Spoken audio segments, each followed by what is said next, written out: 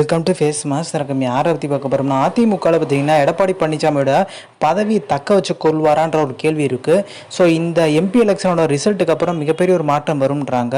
செங்கோட்டையன் அதே மாதிரி பார்த்தீங்கன்னா தென் மாவட்டங்கள் இருக்க முன்னாள் அமைச்சர்லாம் கொஞ்சம் கொஞ்சமாக வந்து எடப்பாடி பழனிசாமியோட டிஸ்டன்ஸ் மெயின்டைன் பண்ண ஆரம்பிச்சிட்டாங்க அப்படின்ற பேச்சுக்கள் பார்த்தீங்கன்னா பொதுவாக உலா வந்துட்டுருக்கு. முக்கியமான காரணம் இது இந்தளவுக்கு விஸ்வரூபம் எடுத்ததுக்கு முக்கியமான காரணம் வேலுமணின்றாங்க. ஸோ வேலுமணி பார்த்தீங்கன்னா மிகப்பெரிய அதிருப்தியில் இருந்திருக்காரு பாஜகவோட கூட்டணி வேணாம் சொன்னதுலேருந்து. ஸோ அது இப்போ இந்த தேர்தல் முடிவில் தெரிஞ்சிடும். ஏன்னா தேர்தல் பார்த்தீங்கன்னா முடிவு அந்த கட்சியில் உள்ள தலைவருக்கு எப்படி வரும்னு சொல்லிட்டு தெரியும்.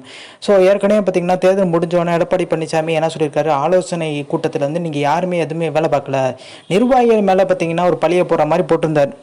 ஆனால் வந்து நிர்வாகிகளும் பார்த்திங்கன்னா பெரிய லெவலில் வேலை செய்யாததுக்கு முக்கியமான காரணம் சரியான தலைமை இல்லை. இது ஒரு ரீசன். அதுவும் பார்த்திங்கன்னா ஓபிஎஸ் அணி இபிஎஸ் அணி சசிகலா அணி பிரிஞ்சிருக்காங்களா பார்த்திங்கன்னா மிகப்பெரிய தோல்வி அடையிறதுக்கான வாய்ப்பு இருக்குது. அதிமுக நிறைய பேர் பூத் கமிட்டியே வந்து அமைக்கலன்ற ஒரு குற்றச்சாட்டு, இப்படி ஏகப்பட்ட குற்றச்சாட்டுனால அதிமுக பார்த்திங்கன்னா 2வது இடத்த விட்டுட்டு 3வது இடத்துக்கு போகிறதுக்கு வாய்ப்பு இருக்குது. 1வது இடத்த திமுகன்றாங்க, 2வது இடத்துல பார்த்திங்கன்னா அதிமுக. எப்பயுமே லோக்கல் பார்ட்டி தான் ஸ்டேட்டுக்குள்ளே வரும் தமிழ்நாடை பொறுத்த வரைக்கும். பட் இந்த மாதிரி ஒரு மாற்றம் நிகழும்ன்றாங்க சில மாவட்டங்களில். இது எடப்பாடி பழனிசாமி பதவியை, அதாவது பொதுச்செயலாளர் பதவிக்கு மிகப்பெரிய லெவலில் செக் வைக்கப்படும்ன்றாங்க. அதே மாதிரி ஆர்டிஐ தகவல்னால பார்த்தீங்கன்னா எடப்பாடி பழனிசாமி ஒரு பயத்தில் இருக்கார். கட்சி பார்த்தீங்கன்னா கோர்ட்டில் வந்து எடப்பாடி பழனிசாமிக்கு சாதகமாக வந்தால்தான் நான் இரட்டை இலை சின்னத்தை வந்து எடப்பாடி பழனிசாமிக்கு கொடுத்தோன்ற மாதிரி தேர்தல் ஆணையத்தில் வந்து ஆர்டிஐ வந்து பார்த்தீங்கன்னா இது மிகப்பெரிய ஒரு அதிர்ச்சி உண்டாக்கிடுச்சு. ஸோ இந்த இன்ஃபர்மேஷன் பிடிச்சா like share subscribe. Thanks for வாட்சிங் திஸ் வீடியோ.